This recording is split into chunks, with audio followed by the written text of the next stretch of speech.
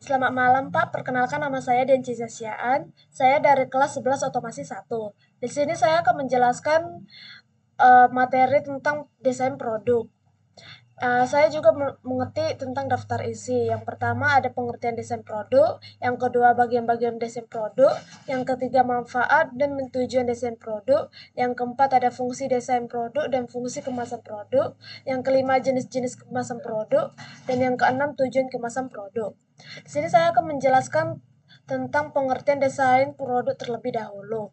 Desain produk adalah sebagai alat manajemen untuk menerjemahkan hasil kegiatan penelitian dan pengembangan yang dilakukan sebelum menjadi rancangan yang nyata yang akan diproduksi dan dijual dengan menghasilkan laba.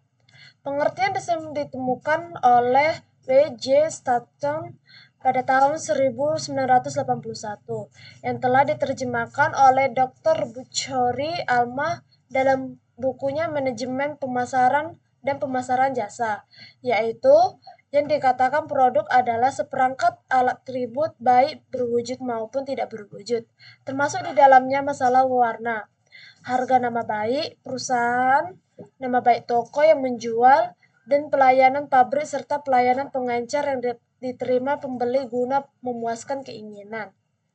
Lanjut, saya akan menjelaskan tentang bagian-bagian desain produk. Desain produk terbagi menjadi dua jenis, yaitu mendesain produk yang benar-benar baru, yaitu membuat rancangan dan sketsa baru yang belum pernah ada pada desain sebelumnya. Yang kedua ada mendesain atau memodifikasi produk yang sudah ada, atau redesign atau melakukan pengembangan terhadap desain produk yang sudah ada.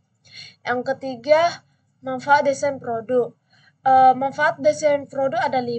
Yang pertama yaitu menghindari kegagalan yang mungkin terjadi dalam pembuatan suatu produk. Yang kedua, memilih metode yang paling baik dan ekonomis dalam pembuatan produk. Yang ketiga, menentukan standarisasi atau spesifikasi produk. Yang keempat, ada menghitung biaya dan menentukan harga produk yang dibuat. Yang kelima, ada mengetahui kelayakan produk tersebut, apakah sudah memenuhi persyaratan atau masih perlu diperbaikin lagi. Tujuan desain produk ada 4. Yang pertama, sebagai identitas atau merek dari suatu produk. Yang kedua, untuk menghasilkan produk yang berkualitas tinggi dan mempunyai nilai jual yang tinggi. Yang ketiga, untuk menghasilkan produk yang tren pada masanya. Yang keempat, untuk membuat produk dengan biaya seminimal mungkin dalam penggunaan bahan baku dan biaya-biaya dengan tanpa mengurangi nilai jual produk tersebut. Fungsi desain produk ada 3. Yang pertama, identitas dari produk itu sendiri. Yang kedua, sebagai pelindung produk. Yang ketiga, penambah nilai jual produk.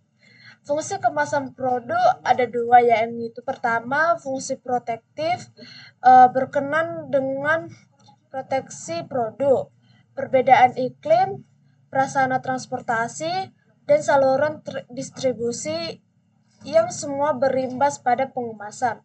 Yang kedua ada fungsi promosional, peran kemasan pada umumnya dibatasi pada perlindungan produk, namun kemasan juga digunakan sebagai sarana promosional.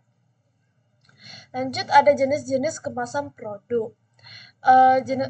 Yang pertama ada kemasan kertas, yang kedua ada kemasan gelas, yang ketiga ada kemasan logam atau kaleng, yang keempat ada kemasan plastik, dan kelima komposif atau kertas atau plastik, yang keenam edible packaging, yaitu kemasan yang bersifat ramah lingkungan karena dapat dimakan. Yang ketujuh ada biodegradable packaging, yaitu kemasan yang mampu didaur ulang secara alami oleh mikroba dalam tanah. Tujuan kemasan produk. Menurut Low dan Kimber 2007, tujuan dari kemasan dan pelabelan kemasan yaitu yang pertama adalah physical production, yaitu melindungi objek dari suhu, getaran, guncangan, tekanan, dan sebagainya. Yang kedua ada barrier protection, yaitu melindungi dari hambatan oksigen, uap air, debu, dan sebagainya. Yang ketiga ada container or agglomeration, yaitu benda-benda kecil biasanya dikelompokkan bersama dalam suatu paket untuk efisiensi transportasi dan penanggaan.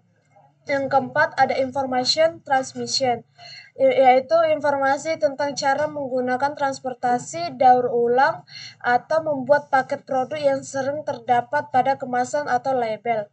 Yang kelima ada reduction theft, yaitu kemasan yang tidak dapat ditutup kembali atau akan rusak secara fisik dan menunjukkan tanda-tanda pembukaan, sangat membantu dalam pencegahan pencurian. Yang keenam ada convenience, yaitu fitur yang menambah kenyamanan dalam distribusi, penanganan, penjualan, tampilan, pembukaan, kembali penutup, penggunaan dan digunakan kembali. Yang ketujuh ada marketing, yaitu kemasan dari label dapat digunakan oleh pemasar untuk mendorong calon pembeli untuk membeli produk. Lanjut saya di sini akan menjelaskan tentang proyek yang saya dapat. Saya mencari di YouTube, yang saya dapat adalah Gym Digital Running Text. Di sini juga saya sudah membuat alat dan bahan. Yang pertama ada Arduino Nano, RTC DS3231, LDC Max 7219, kotak kosong bekas HP, lem tembak, cutter, kabel jumper, yang versi female male, timah, dan solder.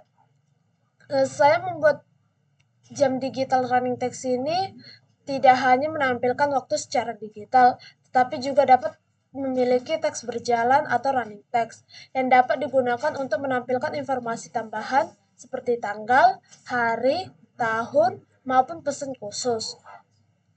Sekian dari penjelasan saya. Apabila ada kata-kata yang salah, mohon dimaafkan, Pak. Selamat malam.